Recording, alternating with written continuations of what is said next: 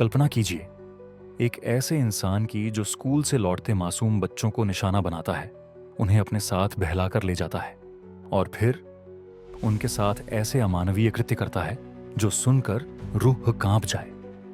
ये कहानी है एल्बर्ट फिश की, अमेरिका के इतिहास का सबसे भयानक और बीमार मानसिकता वाला सीरियल किलर। उसने न सिर्फ बच्चों को अगवा किया, न सिर्फ उन्हें बेरहमी से मारा, बल्कि उन्हें पकाकर खाया। और इतना ही नहीं, उनकी माँओं को पत्र भेजकर उनके बच्चों के अंतिम पलों का विवरण दिया। इसीलिए उसे कहा गया the grey man, the werewolf of Wisteria, the Brooklyn vampire और सबसे खौफनाक नाम, America's real life boogeyman. Albert Fish का जन्म 19 मई 1970 को वॉशिंगटन डीसी में हुआ था। उसका असली नाम था हैमिल्टन हावर्ड फिश। उसके पिता की उम्र थी 75 साल और माँ मानसिक रूप से कमजोर थी। ये दोनों तथ्य उसके असामान्य बचपन की नींव थे। कुछ सालों में ही उसके पिता की मौत हो गई। जब वह 5 साल का था तो उसे एक कैथलिक ऑर्फनेज अनाथालय में भेज दिया गया, जहां उसकी दुनिया बदल गई। उस ऑर्फनेज में बच्चों को सजा देना आम बात थी, लेकिन एल्बर्ट फिश को उन सजाओं में मजा आने लगा। वह खुद को गलती करते हुए पकड़वाता ताकि उसे मारा जाए, और यह हिंसा उसके अंदर आनंद का स्रोत बन गई। वो कहता था, जितना मुझे मारा जाता था उतना ही ज्यादा मुझे अच्छा लगता था। वहीं से शुरू हुआ उसका सैडिज्म, दूसरों को दर्द देना और खुद भी दर्द सहकर खुशी महसूस करना।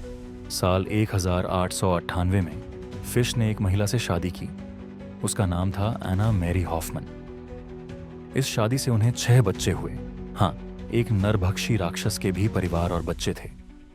बाहर से देखने पर फिश एक सीधा सादा, धार्मिक, बुजुर्ग आदमी लगता था, लेकिन घर की 4 दीवारियों के अंदर उसकी सच्चाई कुछ और ही थी। 1917 में उसकी पत्नी उसे छोड़कर भाग गई, लेकिन फिश ने बच्चों की परवरिश अकेले की। बच्चों ने कभी उसके हिंसक व्यवहार की शिकायत नहीं की, लेकिन वे डरते थे। फिश अपने बच्चों को भी पेन बेस्ड डिसिप्लिन में विश्वास रखते हुए सजाएं देता था, जैसे घंटों तक घुटनों के बल बैठाना या नाखून के नीचे सुई डालना। जैसे जैसे फिश बड़ा हुआ, उसके शौक और खतरनाक होते चले गए। एल्बर्ट फिश ने अपने शरीर में 29 सुइयां खुद ही चुभोई थीं, जो एक्स-रे में बाद में मिली, खासकर उसके गुप्तांगों के पास। ये वो दौर था जब वो दर्द से इतना जुड़ चुका था कि उसे प्लेजर महसूस होता था। उसने खुद बताया कि उसे नीडल्स, विप्स, हॉट आयरन्स और नुकीली चीजों से खुद को टॉर्चर करना पसंद था। उसके पास 100 से ज्यादा ऐसे अलग अलग यंत्र थे जो उसने खुद बनाए थे दूसरों और खुद को दर्द देने के लिए। फिश ने खुद दावा किया कि उसने 100 से अधिक बच्चों को शिकार बनाया, लेकिन सिर्फ 3 मामलों के ठोस सबूत मिले। आइए इन 3 मुख्य विक्टिम्स के बारे में विस्तार से जानते हैं।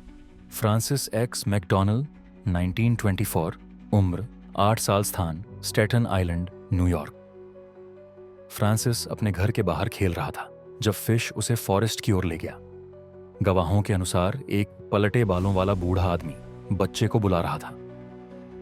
फिश ने उसे फांसी पर लटकाकर मार डाला। शव मिलने पर पता चला कि उसके शरीर पर कई चाकुओं के निशान, काटने के निशान और खून की कमी थी। फिश ने बाद में कहा, मैं फ्रांसिस को बस मारना चाहता था, पर मैं रुक नहीं पाया। बिली गैफनी, 1947, उम्र 4 साल, स्थान ब्रुकलिन, न्यूयॉर्क। बिली अपने 3 साल के दोस्त के साथ खेल रहा था। जब दूसरा बच्चा वापस आया, उसने कहा, द बूगीमैन टुक बिली।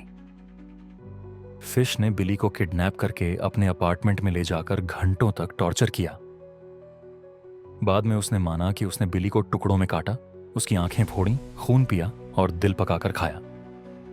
पत्र में वर्णन। फिश ने एक दोस्त को लिखा, उसका मांस बहुत सख्त था, लेकिन मैं उसे पूरी तरह पकाकर खा गया। मैंने उसके गाल, पेट और नितंबों को ग्रेवी के साथ पकाया। यह अब तक की सबसे डरावनी गवाही मानी जाती है। ग्रेस वुड, 1928, जिस केस ने अल्बर्ट फिश को आखिरकार पकड़ा गया, उम्र 10 साल, स्थान मैनहट्टन, न्यूयॉर्क।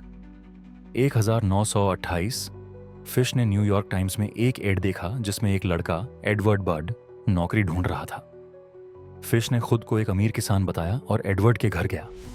वहां उसने उसकी 10 साल की बहन ग्रेस बर्ड को देखा और उसी पल उसके इरादे बदल गए। उसने ग्रेस के माता पिता को झांसा दिया कि वह उसे अपने नीस की बर्थडे पार्टी में ले जा रहा है, पर असल में वह उसे सीधे अपने टॉर्चर रूम में ले गया। ग्रेस को एक अंधेरे कमरे में ले जाकर उसे बांधा, गला घोंटा और फिर उसका मांस काटकर पकाया और खाया। कई सालों बाद फिश ने ग्रेस बर्ड की मां को एक पत्र लिखा। यह पत्र आज भी अमेरिकी इतिहास का सबसे खौफनाक दस्तावेज माना जाता है। मैंने ग्रेस को एक शांत कमरे में ले जाकर कपड़े उतारे, मैंने उसका मांस काटा, उसे पकाया और 3 दिन तक खाया।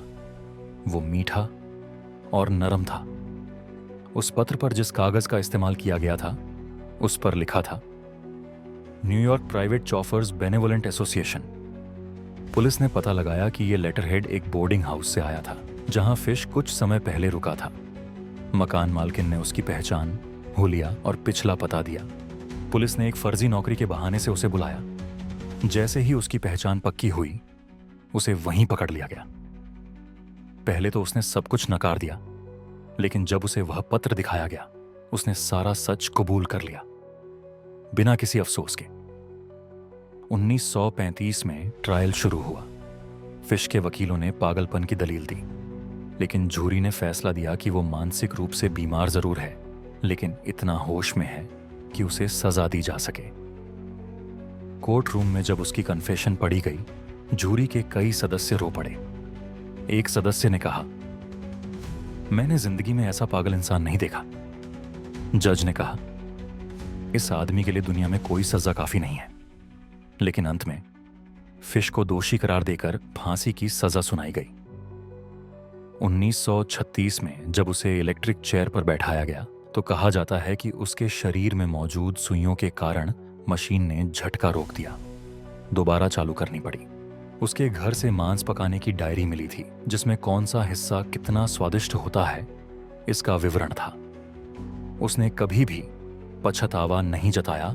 आखिरी दिन तक उसने खुद को ईश्वर का सच्चा सेवक कहा। फिश खुद को ईश्वर का दूत कहता था। उसे लगता था कि बच्चों को मारना उसका धर्म है। उसके पास 10 से ज्यादा साइकोलॉजिकल डिसऑर्डर्स थे, जिनमें पेडोफिलिया, कैनिबलिज्म, मैसोकिज्म, सैटेनिक डिल्यूजन्स शामिल थे। कुछ मॉडर्न साइकोलॉजिस्ट्स का मानना है कि फिश को स्किज़ोअफेक्टिव डिसऑर्डर था, जिसमें हेलुसिनेशंस होते हैं और इंसान खुद को भगवान समझने लगता है। वो अपने बच्चों को भी सैडिस्टिक लेटर्स भेजता था, लेकिन उसके बच्चे कभी सामने नहीं आए। एल्बर्ट फिश का केस हमें दिखाता है कि इंसान के दिमाग में क्या क्या छिपा हो सकता है। वो सिर्फ एक अपराधी नहीं था, वो मानवता पर एक कलंक था। उसके जैसे लोग हमारे आसपास भी हो सकते हैं, शांत, सामान्य दिखने वाले, लेकिन भीतर से शैतान। अगर आपको यह वीडियो जानकारीपूर्ण लगी हो तो इसे लाइक करें, शेयर करें और हमारे चैनल को सब्सक्राइब करना न भूलें। धन्यवाद। फिर मिलेंगे एक और रोचक और रहस्यमय कहानी के साथ। तब तक के लिए ध्यान रखें और इतिहास को जानें।